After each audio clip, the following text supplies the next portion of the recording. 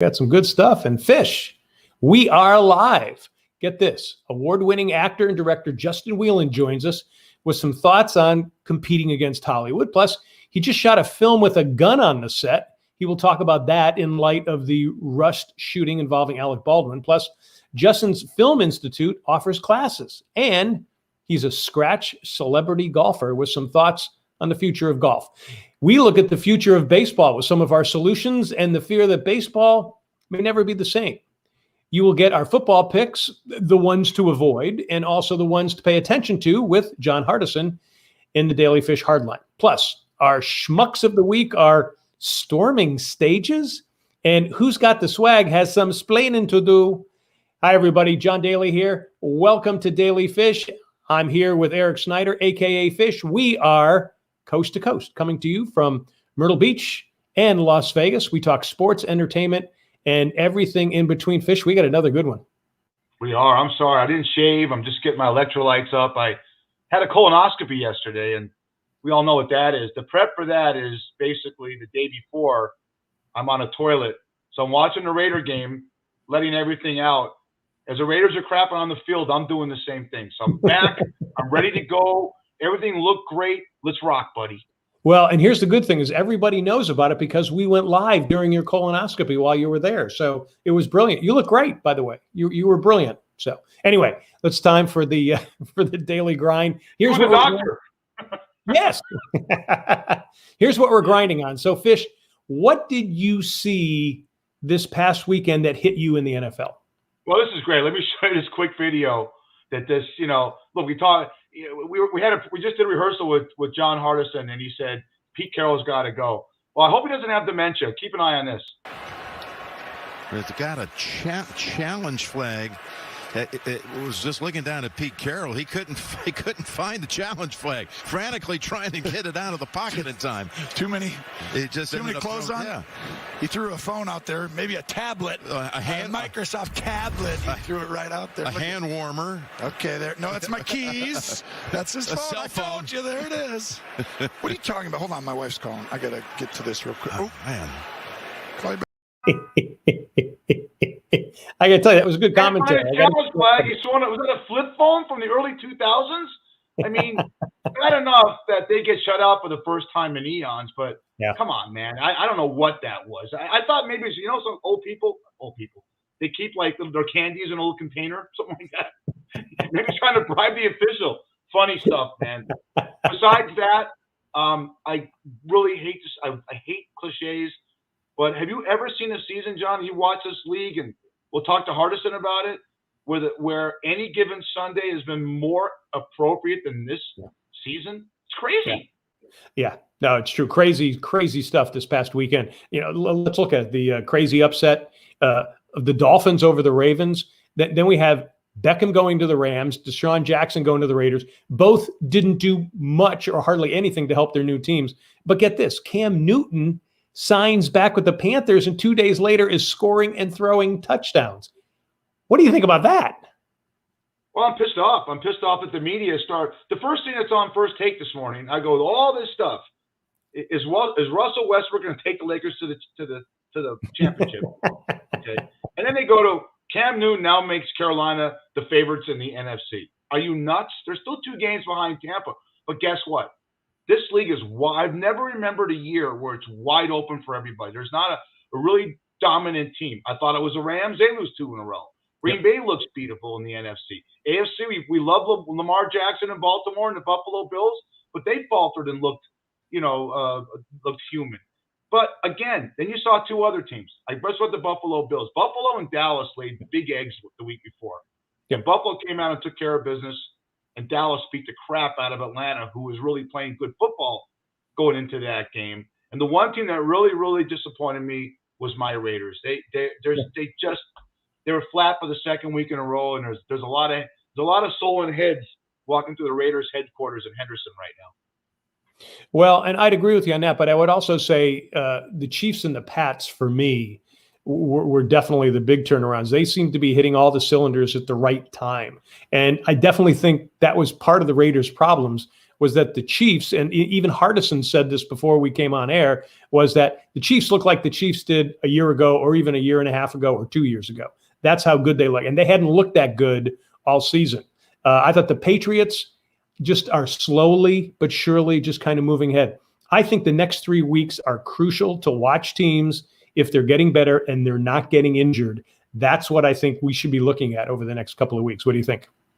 Yeah, the games in November and December are the ones you remember. And right now, we've hit the turning point. So most teams have 8 games left, and we're approaching Thanksgiving. And right now, this is great because the drama is trending towards what team's going to get hot at the right time. We didn't bring up Tampa. Tampa looked horrible against the Washington football team. Yeah. And then Bruce Arians calls his team the dumbest team he's ever seen. You know, I mean, I'm not a guy who calls out Tom Brady. This is great. And guess what? I give the Giants a puncher's shot against Tampa on Monday night next week. I really do. Yeah. Everyone says, John, Tampa's going to come out and beat the crap out of the Giants. I don't know. You don't know that. No, we don't. We don't. Every week, different week. All right, next, our Week 11 picks. Fish, the Colts at the Bills. Who are you picking? I'm going to pick the Bills, but you have to admit the slow start the Colts came out with this season. They're really playing good ball right now. If they would have beaten Baltimore with that big lead, they'd be in the race with the Titans, who I think, by the way, are the best team in the AFC right now. But I got the Bills. Okay, I'm going Bills at home as well. Packers at Vikings. I'm going to take the Pack. I think Rodgers gets rid of that rust from last week. Who are you picking? I'm going to go with the Vikings. This is the most just Jekyll and Hyde team in the league. They really impressed me going into LA and beating the Chargers. By the way, there was 25,000 Viking fans. Where did they come from? They don't even travel. I mean, poor Chargers can't draw anybody. It's sad, but I got the Vikings in that one. Okay. Cowboys at the Chiefs. Who you got, Fish? This is the game of the week. This might be the game of the season right now. I like it. It's the toughest one for me. The Chiefs look great against the Raiders. I'm going to go with the Cowboys. And I think Dak Prescott's playing a little bit better than Mahomes this year. I like Dallas's defense. I think their loss to Denver 2 weeks ago was an aberration. So I'm going to go with Dallas. Okay, I agree with you, but I think I'm going to go with the Chiefs because they're at home. To me, they did look improved. I liked what they did. I liked the strategy, everything they did against the Raiders. Cardinals at Seahawks. I think the Cards bounce back. What do you think?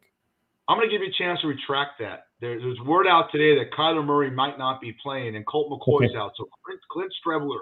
So, you might want to rethink that. I'm going to go with the Seahawks. I think the Seahawks are 3-6. They lose this game, they're done. So I got the Seahawks. With or without Kyler Murray? Without Kyler Murray, the Seahawks blow them out. Okay. I'm going to stay with the Cardinals, though, in that one. All right. So Steelers at Chargers. Who do you got, Fish? Oh, I got the Chargers. It looks like Minka Fitzpatrick's out, their top defensive back, and it's trending towards Ben Roethlisberger not playing. I was not enamored with Mason Rudolph against the Lions last week. I even if Ben was playing, I was looking at the Chargers have to win this game. I agree with you. I'm with the Chargers as well. To me, the Steelers look sluggish, and they may not even have Ben, as you were saying. All right, those are the Daily Fish picks. Hardline with John Hardison's coming up with the good ones, the good picks coming up. But let's talk baseball. So, can Daily Fish fix the national pastime? Fish, throw out some of your solutions. We try. We're two of the biggest baseball fans that do a podcast that I know of, and we go back to our youth and our roots and our fathers and our grandfathers. And you remember the great movie Field of Dreams when James Earl Jones says baseball marks the time, reminds us what was good and will be good again. I believe that. But the way the owners are handling this, John, and we've talked about this many times on the phone, off the record, and on the show, it's abysmal. Okay? Yep. You need a salary cap. That's the one thing. Now, we could have a work stoppage December 2nd because the owners want a salary cap and the players don't. The Dodgers have a $402 million payroll. That's 2 freaking NFL teams. Yep. Okay? So the how you fix number one, you have to make it so that there's only 7 teams competing for free agents every year. You have to make the Kansas Cities, the Tampas, the Pittsburghs, the smaller markets, Oakland, able to compete. I've said this a million times, but this is apropos to this conversation. Green Bay is a very small market, but they get the same amount of money to spend on free agents as the LAs, New Yorks, Chicagos, and Dallases with big owners. You need a salary cap.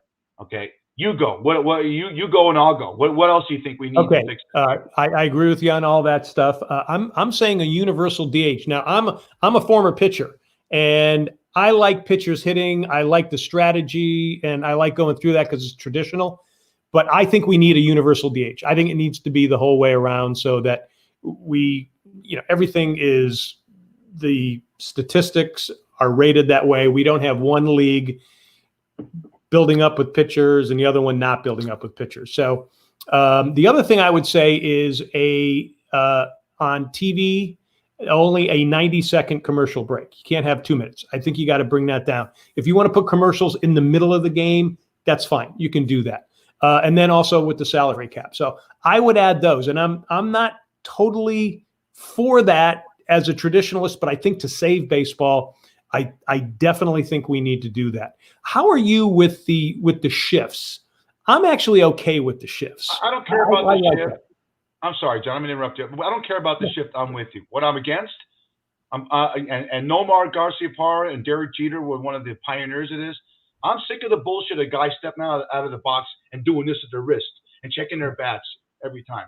Guys like Bob Gibson in the 60s, they just threw the ball. If you're standing in that box, and not, you need to speed the game up. A pitch clock is tantamount to fixing this. How many times were you texting me during the playoffs and saying, we're in the 7th inning and the Braves are playing the Dodgers and we're at the 4-hour mark? We don't have that attention span as humans anymore. Instant gratification is part of our DNA, okay? With the phones, everything like that, you need to speed the game up, okay? There's 162 games, 30 preseason games. The pitchers and catchers go to report on February 19th. That's a week after the Super Bowl, okay? Yeah. You have to do something to speed up this game, or you're going to lose the younger generation of fans. And if you do that, if you lose younger generations in anything, then your sport dies. And I think we can fix it, you and I. But is what we're saying getting into the minds of the powers that be? I think December 2nd is a huge day in this debate. Don't you? I agree. I think the next 2 weeks could actually determine baseball's future. I think the owners and players, I think they both need to make drastic changes where they both sacrifice to keep the fans happy, because I think they're going to lose fans if they don't. And I think they need to do a massive, massive restructuring and changing of baseball, and they need to start it in the next 2 weeks. So let's hope they do it. All right, Fish. Are we too hard on our athletes? I mean, do we as fans and media monitor our players like it's Orwell's 1984? Fish, you came up with some pregame examples. Talk about that. Well, Bart Oates came out, a great offensive lineman with the Giants, and said that Lawrence Taylor used to go out before every game and just get S-faced. And he missed curfew all the time, and he came, and then every time he came in, he had 12 tackles and 3 sacks, okay? I think we need to go. What happens now is everyone's a Karen. We're going to talk about that soon. Everyone's so sensitive. Let me show you a clip. This just happened in a soccer game this past weekend. This is the head coach of a soccer team.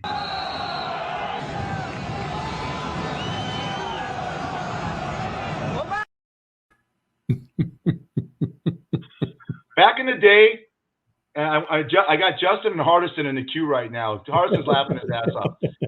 I'm going to take a couple of coaches that John and I grew up watching. Tommy Prothro with the Chargers and Don Coryell with the Chargers just smoked cigarettes on the sideline. Yeah. Jimmy Wieland of the Pittsburgh Pirates used to smoke in the dugout. Yeah. All right. Oh yeah. I got a couple of other examples. Okay. This is a great story. Bubba Smith, who was huge. He was in the Police Academy movies, right? Remember that? Yep. Great defensive tackle with the Baltimore Colts in a playoff game against the Raiders. Look at John laughing. He sacks Kenny Stabler. Listen to this one, Hardison. He sacks Kenny Stabler in the third quarter. At the bottom of the pile, he says, "Damn, Kenny, what'd you do? Go out and get shit-faced last night?" And Stabler with that southern drawl says, "Hell no, Bubba. I had me a few at halftime." You should drink Southern Comfort out of a flask. All right? That's what these guys did. They smoked, they drank, and they performed. The last thing I want to say in this is the greatest one. This isn't the Joe Namath documentary. There's a guy named Al that's working at the Continental Hotel Midtown Manhattan. I laugh right to my head the story. And he goes, "I'm the night commandant," right? And I see Namath take 2 broads up to his room at 2:00 in the morning, right? And I call up to the penthouse and I say, "Joey, What's Namath doing? Well, he's partying. He's having a great time. I hear the music going. They're listening to Sinatra, this and that.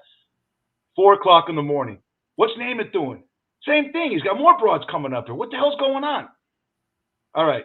Think, you know what? 6 o'clock in the morning, I see Namath walk these 2 broads out to a limo. I go right away. I call a bookie in Vegas, and I bet everything on the Raiders, right? What does that idiot do? He goes out and throws 3 touchdowns and wins the game. He had no sleep, okay? So let's not be hard. Let's not make our athletes these glamour boys and altar boys. Let's let them have fun. There you go. All right. And that is the Daily Grind. Hey, folks, questions or comments during the live show, use the chat box here or email us at dailyfish1@gmail.com. You can post to Facebook, daily.fish.5. Better yet, record yourself short, tight, and horizontal on your smartphone and send it to us at dailyfish1@gmail.com. All right. It's time for some binge and book watching. Fish, what do you got? Okay. I binged a movie on Apple. I mean, is there any parameters in what we could do? And I watched this movie called Finch with Tom Hanks. Yeah. And I'm a teary-eyed guy. I could watch a Hallmark movie. That guy goes to Iraq, gets his leg shot off, his wife marries somebody else. He comes back, and they're all together at Christmas having a threesome. And I get teary-eyed, okay? This was a story, a post-apocalyptic story, and this is probably the most realistic scenario that could ever happen. The solar flares come from the sun, and it depletes our ozone, which means the radiation's so bad, and the temperature goes to 165 degrees, everyone dies. Finch Weinberg, played by Hanks, and I'll make a long story short, is a top scientist that's figured out a way to live underground, and he builds a robot for the sole reason to take care of his dog because he knows he's dying of radiation. That's all I'm going to say. It is the most wonderfully performed performance, I think, since Castaway. And what a cheer! And it's got a lot of great twists. I'm not going to say what happens, but it's phenomenal. Wow. Okay. You got me at the dog there. That's for sure. All right. Hey, I'm going book this week. It's the book is called October 1964 by David Halberstam. It was about the 1964 baseball season, which ended with the upstart Cardinals at the time beating the Yankees, who were beginning to go into a big downslide. The Yankees didn't go to a series again until 1976. That was like 13 years later. Then they began their next great run. Now, I picked this book because, as we just mentioned, baseball is going to go through some massive changes. 1964, there were some massive changes that were happening there. It's worth reading, seeing if there's any corollaries to today. So it's really worth the read. All right, now, time for something fishy. What do we have, Fishy? Are you talking about award shows? Justin Wieland's in the queue right now, so this kind of sort of like this is a multi-Emmy award-winning guy. I cannot stand the award shows. Grammys, Tonys, ESPYs, Academy Awards. Okay. Did you know that the red carpet sometimes gets better ratings than the actual show? Yeah. The same analogy goes that the home run derby gets better ratings than the All-Star game, and the three-point contest and the slam dunk contest in basketball gets better ratings than the NBA All-Star game. I can't stand the red carpet. I can't stand this infatuation we have with, oh my God, Kate Blanchett's wearing a Christian Dior 3100. Look at the bracelet she's wearing. I don't give a shit. I'm sorry. I don't care. All right. Well, we had a big show, and I got a lot of hate mail and a lot of stuff because I said, what is our just love affair with the royal family? Why do we have to watch everything about 2 kids that each got $50 million when they were born? All right. I don't care about their marriages. I don't care about their babies. I don't care if that idiot talking to Oprah. I don't care. Okay. It's fishy because somehow the National Enquirer and People Magazine minds that we have put us into a mindset that we have to watch these award shows. Let me tell you something about an award show, and Justin is a winner. If you get nominated, you've already won. Okay. There's so many great performances. I think when Tom Hanks was in Castaway, I think Russell Crowe won for A Beautiful Mind. You and I actually saw that movie together with your wife, Terry. We did. Yeah. Yeah. At the Santa Fe back in the day. But yeah, I'm just saying, there's something fishy that we just got to get out of that who cares about award? And I know award shows right now are kind of down. I said I'd never say that word in the people watching it. I said I'd never say that word again because of people making political statements. But one last thing with the red carpet. One time I ever watched it is the NFL Network hired Hall of Famer Ed Reed to go to the red carpet and try to interview people. Yep. And he's trying to flag Brad Pitt down. He's trying to flag Halle Berry down. No one come over. The only guy that came over was George Clooney. And Clooney walks up to him and says, "I can't stand you."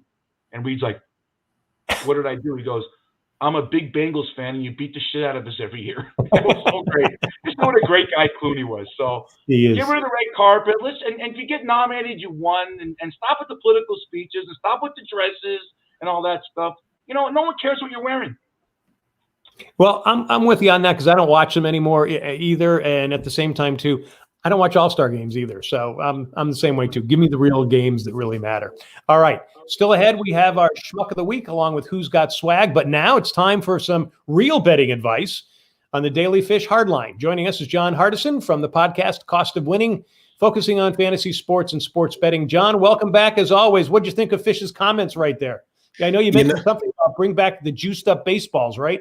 You got to bring back the juiced up baseballs. Me and Justin Verlander had a conversation in the back, and Justin saying that he might want to come back to Detroit. So we're working on that right now. We're working on making baseball fun again, knocking some home runs out the stadiums again. All right, there you go. All right, let's get going with some NFL bets that you have. Bears are getting 6 points at home to the Ravens. Who are you picking? I actually like the Bears in this game. The Bears over the last few weeks have actually been much better with Justin Fields. They look more complete, especially on that Monday night game against the Pittsburgh Steelers. The Ravens have this thing about them where games where they're supposed to blow teams out, they struggle, hence last week. So I like the Bears +6 actually in this game. And the Bears defense actually isn't as bad as they have been the last couple of years. Okay. I hear there's a rumor now that the Jets head coach Robert Saleh is going to challenge Rex Ryan to a steel cage match. You heard that going on. And Rex Ryan said that he's the worst guy. So they're now a 3-point dog at home to the Dolphins. The Dolphins are starting to play good football. Who do you like? I actually like the Jets in this game. It's a division rivalry game. So, I like the Jets +3. It's a division rivalry game. Both teams are terrible.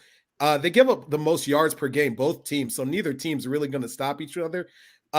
It could be, depending on which quarterback decides to play for the Jets, Mike White could have another Mike White game, or if or Zach Wilson comes back, it could be that. And honestly, you look at the Dolphins, there's a lot of questions. Jacoby Brissett got injured last game. Tua's got the injury.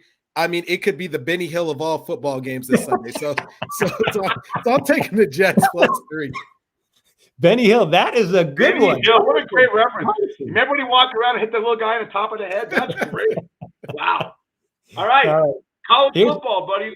Can you believe? Oh, I'm sorry, John. Go ahead. Oh, no. We still got another. We got another one. We got the Panthers at home, and they're a 3-point favorite to Washington. Who you got on that? I actually like the over in this game of Washington and Carolina. The offense looked a lot better in Carolina with Cam and CMC back. Robbie Anderson actually looked somewhat viable last week as a player to play. And what Washington was able to do against the Tampa Bay Buccaneers. Antonio Gibson, what a drive they had in that game. The best way to beat Tom Brady is keep him off the field. And I mean, they ran it effectively. It was great. I actually like the over. I think that both teams could put up points. And if you've got Terry McLaurin, definitely starting this week. I think he's going to have a big game. Oh, cool. Yeah, I agree. Taylor Heineke called that a man's drive. That was fantastic. Can both you guys believe that there's only 3 college football games left, and the time flies when you get older, but college football goes quick. And we got Wisconsin's a 9-point favorite at home to the Cornhuskers. What do you see? So here's the thing. I actually like Wisconsin in this game, but I like them on the money line. I don't trust them minus the 9.5. Nebraska's been playing everyone really close. Michigan State, Michigan, and Ohio State actually had a lot closer games than what most people would probably think. Their record's really not a good indication of how good of a team they are. But I still have Wisconsin winning this game. I just think that they're the more complete team overall. Yep. Nope. I agree with you on that one. Okay. Pitt at home, a 14-point favorite over Virginia. What's your recommendation? So I'm going with Pitt again. This one, I know they kind of threw me off with Miami a few weeks ago, but they're 4-5 in their last games. They have a top 5 quarterback in Pickett and a top 10 wide receiver in Jordan Addison. I just think that they are the best team in the ACC. To me, I got to go with Pitt, and I'm taking them on the money line. UVA, I don't know if they maybe decide at the last minute to try and make a push, but I just think Pitt's the better team. Notre Dame, most polarizing team in college football. They get the Rambling Wreck from Georgia Tech, 16-point favorite. What's the hard line on this one? So you know what? I'm taking Notre Dame with the points. I just think that they have to keep on winning. I mean, they have to win, and they have to win convincingly to make sure that they can get into the college football playoffs. I don't think just winning is good enough. I think they have to show people why they deserve to be there, especially when you're talking about teams like Oregon, Alabama, Georgia. I mean, to get those last two spots at 5 and 6, you got to really show something. And I think this is a game where they have to win convincingly. Okay, so Notre Dame is out of it right now, but the 4 you mentioned are in. It just came across. Fish just told us that. All right, so Hardline, as we get closer to December, what trends are you beginning to see in the NFL? Is there anything you're seeing? I mean, the Pats and the Bills are going to be playing twice. I mean, do you start looking at stuff like that?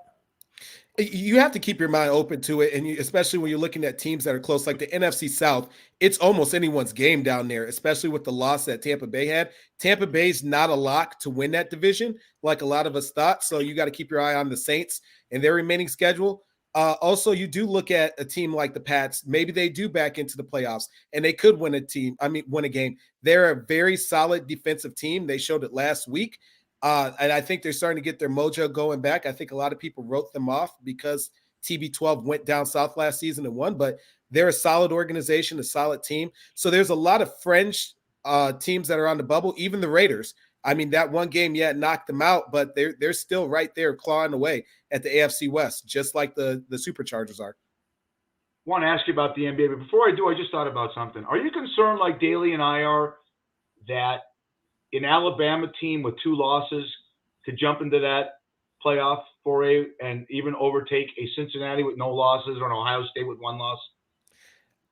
Does it concern me? No. I just think that the marketability of Alabama, it just speaks to itself, the brand, how good Nick Saban is. And even with 2 losses, it's in the best conference in the United States. Let's just be honest. Like 2 losses in the SEC, it's hard to knock, especially if one was to Georgia, and someone else.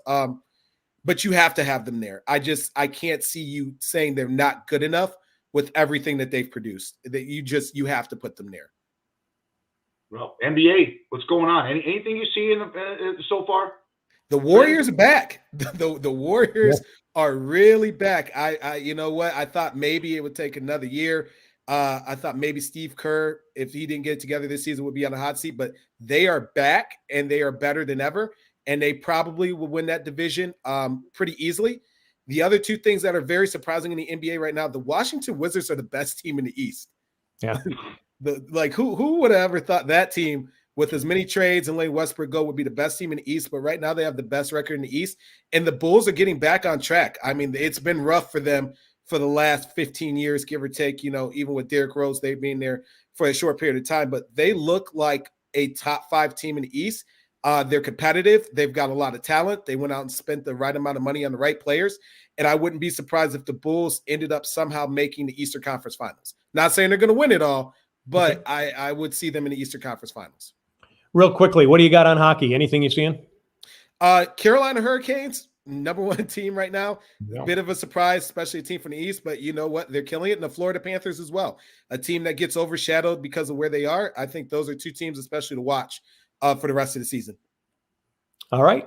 Very good. And that is the Daily Fish Hardline with John Hardison of the Cost of Winning podcast. You can find him here with us, but also on Spotify, Google, and Apple podcasts. John, thanks, buddy. See you next week. See you guys next week. Thanks, buddy. And folks, thanks for tuning in. Daily Fish is live on Facebook Tuesdays at 8 p.m. Eastern, 5 p.m. Pacific. We air on DBNA television, on Roku, Amazon Fire, and soon Apple TV, plus the Myrtle Beach Golf Channel. We stream 24/7 on the DBNA television website. Follow and like us on Facebook at daily.fish.5 and subscribe on YouTube. All right, Fish, it's time for our Schmuck of the Week. Who has been schmucky? On both our schmuck and our swag, we're going to go out of the sports world and into kind of entertainment. So this is the comedian right here. I'm going to show his picture of this guy. This is Affion Crockett, very popular Canadian stand-up comic, phenomenal. Go watch his stuff on YouTube.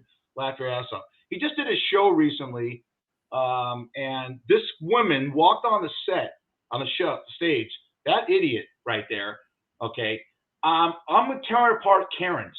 He was performing Friday at the Comedy Zone in Jacksonville, Florida, when she barged on stage and tried to rip his material.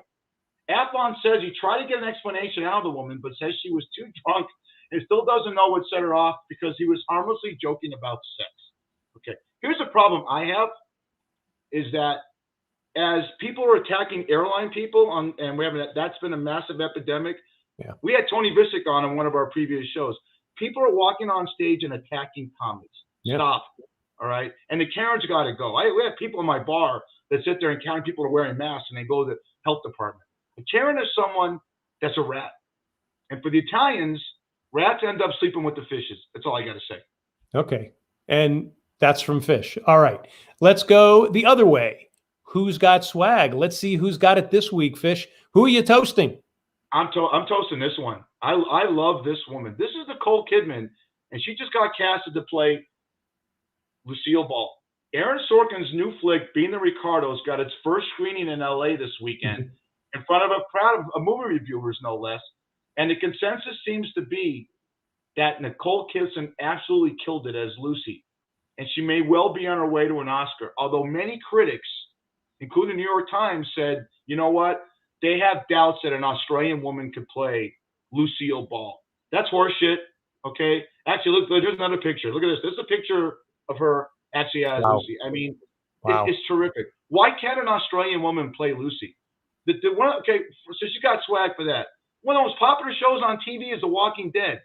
And the guy who played Rick Grimes is Australian, okay? Mm-hmm. Every show you watch, Succession's great. Brian Cox is English. You know, we watch Billions. Damian Lewis, who plays one of the greatest, villains that you like, he's English. Yeah. If you could act, you could act. So I give her swag because, look, she's 5'12". She was married to Tom Cruise as a midget. She survived that. And then she has a wonderful acting career. 9 Perfect Strangers. Everything she's done. And she's great. She's great in the community. I'm toasting Nicole Kidman, buddy. I agree with you. All I can say to those other people is, wah. That's a Lucille Ball one. All right. Now we've got our drink of the week, and we're going to toast. Who are we going to toast this week, Fish? I'm toasting you. Today is John's birthday. It is? Happy birthday to you. Happy birthday to you. Happy birthday, dear John. You look great, buddy. Happy birthday to you. We are toasting you, buddy. And we're toasting you and Nicole Kidman. Now, if you ever anchored with her, that would be something else right there. Oh, my God. Yeah, she'd quit the business. That's for sure. All right. So what do we have this week? I've got a Tarita. What's a Tarita? Well, this is a drink that I concocted for my wife, Terry, back in 1989. She loved margaritas, but wanted a different taste. I tested a few different things, and I hit pay dirt with this one. It is 2 ounces of tequila, 1 ounce of orange liqueur, and the secret ingredients here, Fish, is apricot brandy. Hardly any Mexican restaurant carries apricot brandy. It's a hit wherever I go. I do it at charity events. Plus, it kept me on real TV since I made it for the crew. So it was, it's a career thing for me. So cheers with the Tarita to my wife, Terry. And to you, buddy. Happy birthday. And to her, too. Thanks, big boy. Thanks, big boy. Well, she does, because I feel like I'm 36, but I act like I'm 6. So that's the good part of everything. All right. So the Daily Fish Drink of the Week is sponsored by Shucks Tavern in Vegas. Great seafood and drinks in 2 locations. Head to Shucks Tavern on North Durango on the northwest side of town, where fish is overnight. Say Daily Fish Podcast. You get a free drink. Do it the next day, a free appetizer. That's Shucks Tavern. Check out Shucks Tavern on Facebook. Hey, we're just getting started, folks. Up next, we gab with award-winning director and actor Justin Wieland. But first, let's tell you about MedSonics. Are you heading to Vegas? Well, the first place to stop is MedSonics. The sound wave technology relieves pain, inflammation, and even jet lag. It is non-invasive. You sit there for 25 minutes, you relax. The technology will soon be all over the country. Go to medsonics.com. It's spelled MEDSONIX.com. Al is the owner inventor. Tell him Daily Fish sent you. All right, let's bring on our special guest tonight. Justin Willen is an award-winning director and actor. He has his own production company and facilities in South Carolina, some in Georgia. He is also one of the best celebrity golfers I've had a chance to play with. Justin, welcome to Daily Fish. What's up? How are y'all? Hey, we're doing good. It's great to have you on. Trying to get centered for you. All right. Well, that's all right. While you do that, I'm going to say to Fish, the last time I actually won a celebrity event, I was paired with Justin. And what he did down the last 3 holes, he went birdie, birdie, birdie. I didn't have to do anything. And we won the event. We won the Cool Kids event. Had to be about 3 or 4 years ago. So was that in Baltimore or something? it was. It was in Baltimore. And I can't remember the course. It was a different course we were playing. But hey, we're going to talk golf in a little bit. But you are a producer of a film called Food, and there was a gun on the set. How did the Rust tragedy with Alec Baldwin play into your experience there? Was there anything going on there? Yeah, that Rust thing made me really angry because there were so many breakdowns that happened to kill someone. I mean, not only kill someone, a gun should have never really gone off, but I mean, small little independent movie, no money.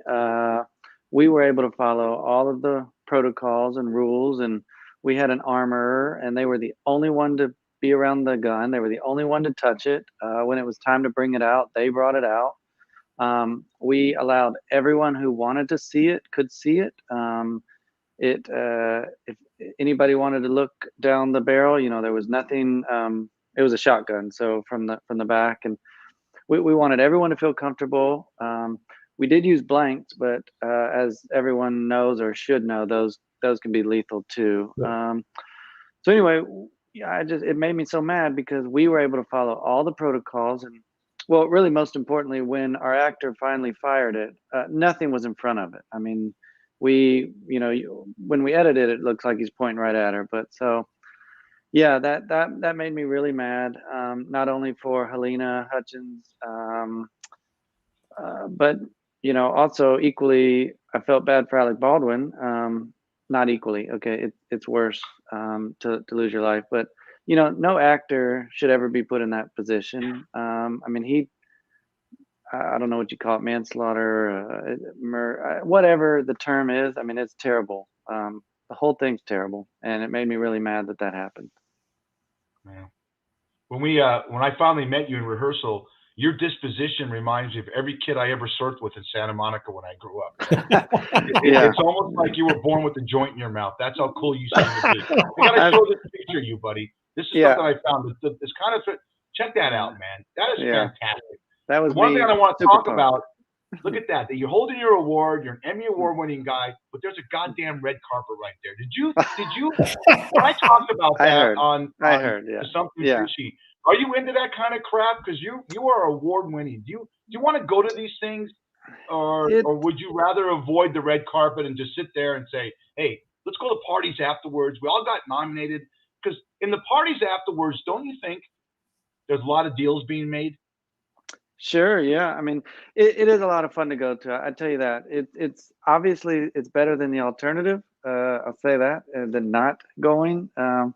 It's a lot of fun because my wife goes and we do the red carpet, and it's just like you see on TV. You're sitting there, and it actually can be kind of boring, but still, again, you'd rather be there. And they come out, and here's a funny story. So the first year I was nominated, 2014 or 15, I had four nominations. And so all my friends, it was the first time I'd ever been nominated, and all my friends, they were like, well, you're going to win at least one, I mean, you got 4 chances. I mean, you may win 4 Emmys, So I went, and wife and I went. It was the first time. So we're just star-studded and enamored. And anyway, sitting there, and they come out and they open the envelope, and the Emmy goes to, and I don't win the first one. I don't win the second one. I don't win the third one. I said, well, this is it. Like this, it's happening. It's finally happening. Here it comes. I had a little speech in my pocket and everything. I mean, it was prepared, and they come out, and the Emmy goes to, and I didn't win. And I was just so crushed because I had built it up in my mind that I was going to win, and didn't happen. So anyway, I was such a sore loser and such a baby about it. I just skipped the after parties. We left, and because I was just so crushed. I wanted it so bad, and it didn't happen. So anyway, I regretted that because we just left. And anyway, the second year, the next year, after I licked my wounds a little bit, I said, all right, I'm going to get back there, and I'm going to win one. Like, I'm going to get I want the trophy. I want the title. Like, I wanted to get the monkey off my back. I wanted it. And so next year I had 6 nominations. And so everyone said the same thing. They said, that was 10 nominations in 2 years. Everyone said they said, well, 6, you're going to win at least one. Like, you got to win at least one. So I go back again, and first time they come out, I don't win. Second time they come out, I don't win. Third time they come out, I don't win. Fourth time they come out, I don't win. So I'm sitting there 0-8, and I am like about to throw up. Like, and then a friend of mine comes out, and I'm like, oh man, that'd be really cool if she was the one to give it to me. And anyway, she comes out, and they do the thing you see on TV, and then they open the envelope, and the Emmy goes to Justin Wieland. Finally. So I go up there, I do the speech, I thank my wife, we go backstage, and you have to sign for a bunch of stuff, and there's all kinds of rules and caveats and stuff, and then you do the champagne, and then as I was making my way back to to our seat, I totally forgot about the second award that night. I forgot I was up for another one, because I was just so happy. I was overwhelmed.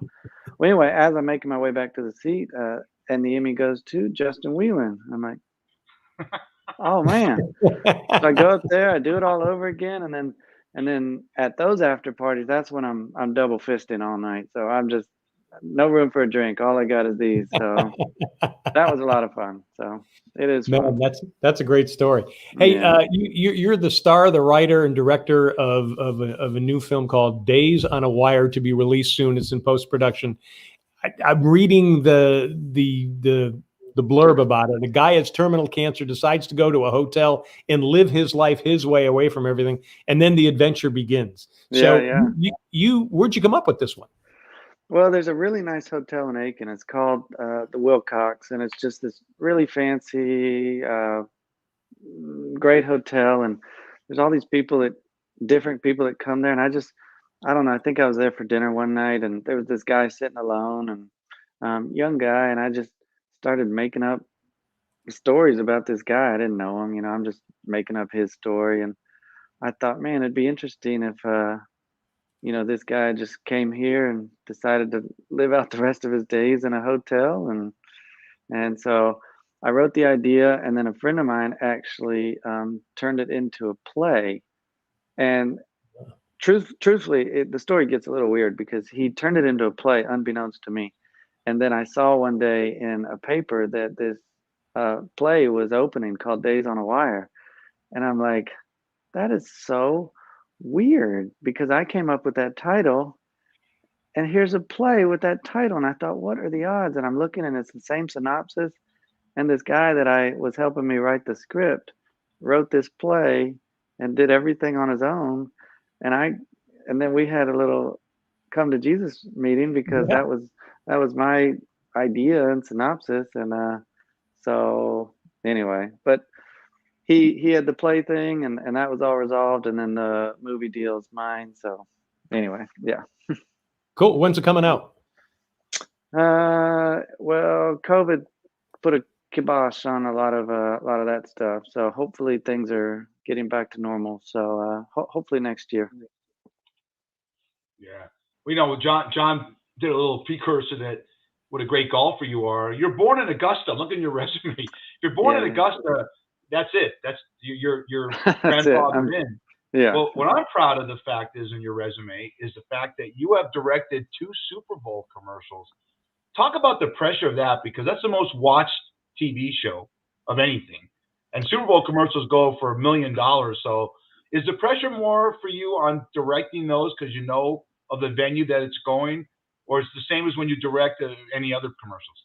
No, I'd say the stakes are higher. I mean, the eyeballs on it are significantly more than maybe a normal one. So it was something we put a lot of time and effort and energy into. And we actually got the call maybe only, I don't know, I think maybe I found out only like a month or two before. Wow. And so we really had, I don't even know if I had enough time to kind of grasp everything, but we made it. It was great.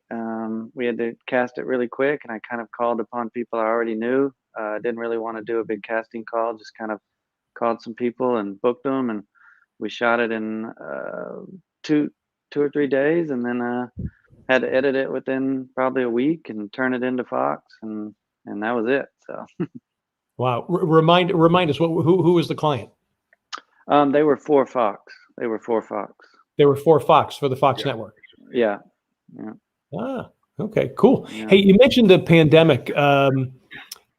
We've seen a lot of changes with, the streaming industry.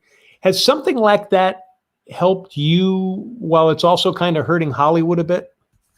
Yeah, I think it's helped. I think it's helped everybody, I'd say, maybe except for the movie theater chains, really. I mean, uh, it's become so democratized, as they call it. I mean, you can put stuff anywhere now, and I mean, shoot, I think y'all just had Bryan Cranston on, so this is a serious downgrade for you guys. Um, but No. but I'm a downgrade. yeah, no. Maybe Cranston 10 can't play golf like you, let me tell I you. know, yeah. I mean, you think maybe like 10, 15 years ago, TV was I don't want to say second class medium to film, but now it is every bit as impressive, as valuable, whatever adjective you want to use. But yeah, TV's never been better.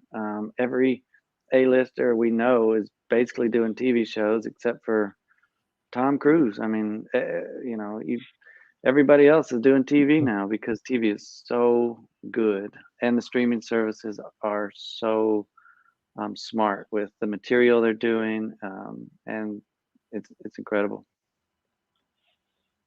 This is great that you're the founder of the Southern City Institute that hosts filmmaking classes. That's fantastic. Talk to us Yeah, about that.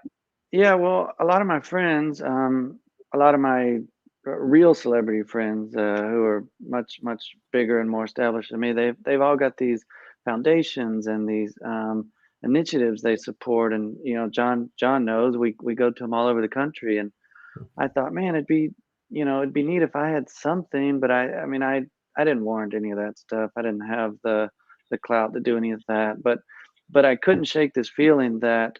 So I grew up in Aiken, and Aiken really didn't have anything for filmmaking when I was growing up. Everyone thought Hollywood is thousands of miles away, and that's not what we do in South Carolina. And so anyway, I was never exposed to that. So I didn't really know that that was my passion till later in life. And I always kind of wish, man, I wish I would have found out earlier. I could have got started and stuff earlier. And so anyway, I just could never shake this feeling that I wanted to do something. Well, with the help of a board and some supporters, we started a 501c3, and it's called Southern City. And we host an international film festival each year, and we do various classes and workshops, and we've worked with hundreds of kids in the area, teaching filmmaking classes and workshops. So they get that exposure to this kind of a world that they may not otherwise get exposure to. Wow. Again, folks, this is Daly Fish. We're talking to Justin Wieland, an award-winning director and actor. Talk about your film festival as far as, did you have it last year despite the pandemic? And is it coming up this year or next year? Yeah, so no, 2020 was obviously canceled along with everything else in the country. And then we wanted to have it in February, but 21, I guess this year, everything was still kind of up in the air as far as large gatherings. And so we couldn't have it this year either, but we're getting back on track to have it again. So everything's it's going to happen where everyone's excited, everyone's ready. We just obviously a virtual film festival isn't really a thing. So we part of the experience is coming together in one place, having the parties, having the meet and greets, and all the fun stuff that comes with a film festival. So it's really important that we actually have it how it's supposed to be had, and that only comes with getting on the other side of this whole pandemic thing. So it's pretty great that you're grounded in Aiken, South Carolina, and have this type of success. Have you ever thought, though, you and your family could maybe move to LA? Would that help further your career? Is that something in the back of your mind? we've talked about it, we've thought about it, but what's crazy and what a lot of people don't realize is they do more in Atlanta than Los Angeles. Think about Tyler that. Perry. Tyler Perry's got the huge, Tyler Perry, I mean, all the Marvel movies. And the reason that I won't bore you with the logistics, but they do basically a 30% tax rebate, tax back. So, you take of the Avengers 1 and 2, I think they shot it back to back, or they spent $1 billion on that. And they knew that if they do it in Georgia, they're going to get basically a check for $300 million. So there's no other place like Georgia. And that's why Ozark, The Walking Dead, I mean, you name it, Stranger Things, it's Marvel, it's all here. So really, by the time we started thinking about it, the whole landscape kind of shifted east, and we're right here in it. I mean, like we said on the thing, we got Dennis Quaid's a few miles away right now doing a movie. Clint Eastwood just did a movie. Mel Gibson just did a movie, all a couple miles from me. So it's really coming here. So just kind of lucky timing a little bit. Do you see Hollywood drying up and Atlanta taking over, or is there more than enough because of all the streaming that really it can take care of everybody? Yeah, I think Hollywood's always going to be Hollywood. I don't think it'll ever change, but very thankful that the trend right now is going to Atlanta. I mean, just selfishly. So it's only growing. Their legislature was super smart in being aggressive and attracting everybody, and it's worked because they're here. And so, yeah, I think Hollywood's Hollywood, but Atlanta is quickly becoming one of the hot spots in the world, certainly the North America. So is your true passion, if you had it from this day on, do you want to write, direct, or act? What's your biggest passion of those three? I was asking a friend of mine who is very successful. I asked him the same thing, and he said it depends on the day. When he gets an idea and he's writing, that's his most favorite thing. When he's directing, that's his most favorite. So it's not a cop-out. Luckily, I just am decent enough at a few things that I get to do a few things. And so it really is dependent on the day. But if there was a gun to my head and I had to say something, I'd probably say directing. It's just so much fun to just kind of be the keeper of that story, and the way I see it in my mind to be able to create that. And obviously I think directing is it sometimes maybe gets more credit than it should in a way, because you're really only as good as the collaborators you're working with. I mean, I guarantee you could take the best director, whoever that is, let's say Steven Spielberg, doesn't matter, and you put him with a terrible cinematographer with terrible material. I mean, he's not going to make anything. He'll make it the best it can be, but it's not going to be what we know it can be. So you got to really surround yourself with talented people for things to kind of go far. It's all about the collaboration, no doubt about that. All right, we got about 2 minutes left, Justin, real quickly, because I know you follow professional golf, you follow the PGA. What do you think of this new rival golf league that Greg Norman is starting? And you know a lot of the PGA guys. What do you think of this? I think competition's good. I think it's only going to make the PGA Tour more, more aggressive in things they do, change their policies to appease the players. I think the players are very smart. I think they're very savvy. I think they know what fans truly want. And I think that they're going to get more bargaining power, so to speak, in the PGA Tour. And I think competition is only going to be good for golf. Okay. I have an idea. Okay. John and I have written scripts before in the past, and actually have things optioned. I have an idea for a script that you could act in. You're born in Aiken, get this great disposition. You take your family and you move to LA, and I teach you how to surf, and you become the biggest champion surfer. And then your next season's HBO's 100-foot wave. There you go. Golf to surfing. I'm down. I'm down. I got time. You can do it, buddy. You're 34 years old. I get you a longboard. You're perfect. I'll do it. There he is, Justin Willen, the 100-foot wave. All right. We've been talking to Justin Willen, award-winning director and actor, and also celebrity golfer. Justin, thank you so much, my friend. You are a ton of fun. Can't wait to get back out on the course with you. I know we got some celebrity golf events coming up. Anything we can do for you down in Aiken, let us know. Awesome. Thanks, guys. All right. If you get to Vegas, look me up. I'll take care of my restaurant. All right. Love to meet you and your wife and shoot the breeze. All right. Likewise. All right. Thanks, Justin Wieland, everybody. Great. All right. Coming up, Fish and I are going to wrap things up, give you kind of a sneak peek, maybe at next week. But first, you need a great golf getaway. The Myrtle Beach Golf Trail has dozens of courses along the Carolina coast. Set up an entire trip for yourself, your family, a bunch of friends.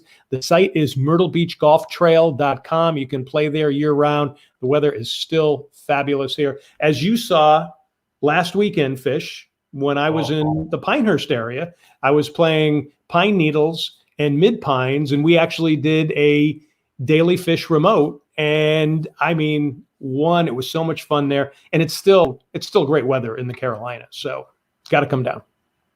I love this kid. This Justin Wieland kid's great. Isn't he great? He's Yeah, the kind of guy. He should be cast in one of those movies where he's sitting in NASA in the control room and the world's ending. He has that disposition. Don't worry about it. We got this. There's an asteroid coming. Don't worry about it. Okay, let's take a hit of this. It's all good. The kid was great. What a great guest to have, and what a great story. I mean, it's fun to get people like that, small town guys that make it big in Hollywood. And let's hope and wish, and we'll keep people posted about his career. Yeah, I'm sure we'll try to get him back on again, and I'll probably be at some celebrity golf events with him. So he gives his time up quite a bit to help charities as well. So we've got some great shows coming up. We don't have our guest for next week, but we've got about 3 or 4 weeks. Looks like Richard Kine's going to be with us. Liz Calloway, who is a Broadway singer, also a good friend. She was in the original Cats.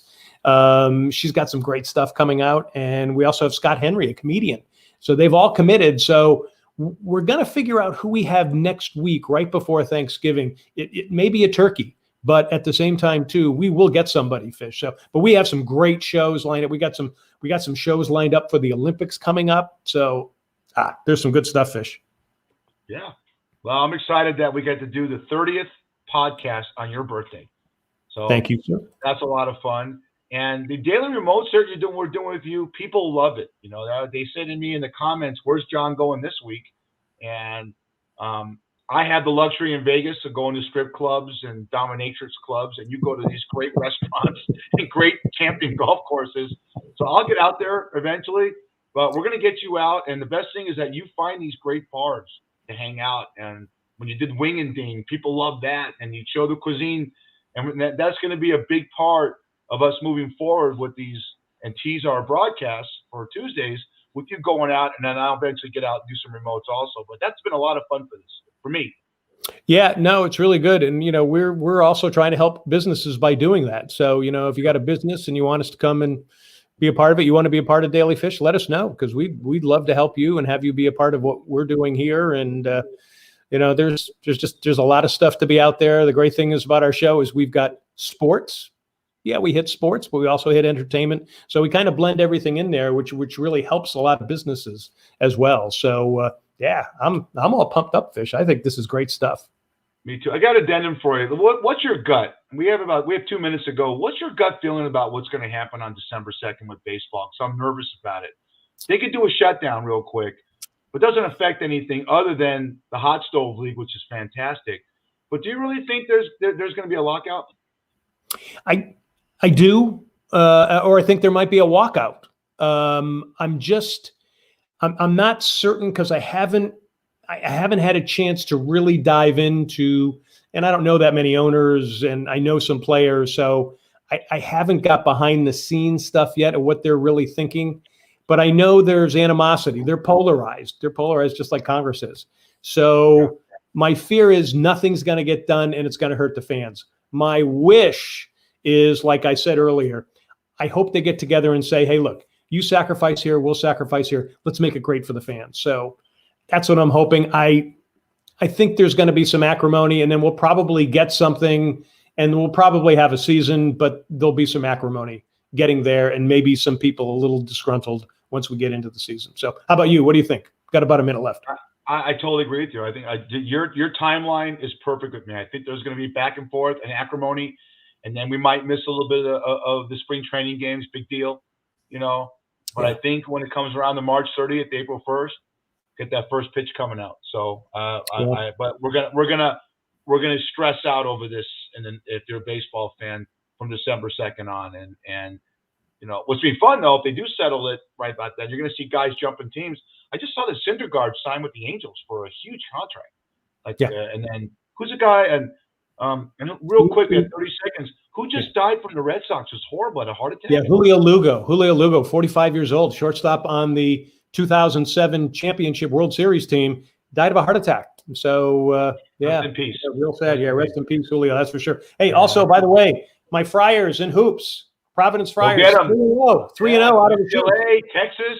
UCLA. A lot of good stuff coming up. Yeah, we're going into Thanksgiving. Football season's going to their final stretch. John, take us out. All right, buddy. This is Daily Fish. Remember, we're live in Vegas and Myrtle Beach. Catch us on Facebook at daily.fish.5, DBNA Television. We're also on the Myrtle Beach Golf Trail. Email us, dailyfish1@gmail.com. Again, we're back here next Tuesday. Catch us, Fish. We went a little over, but hey, thanks for celebrating my birthday, buddy.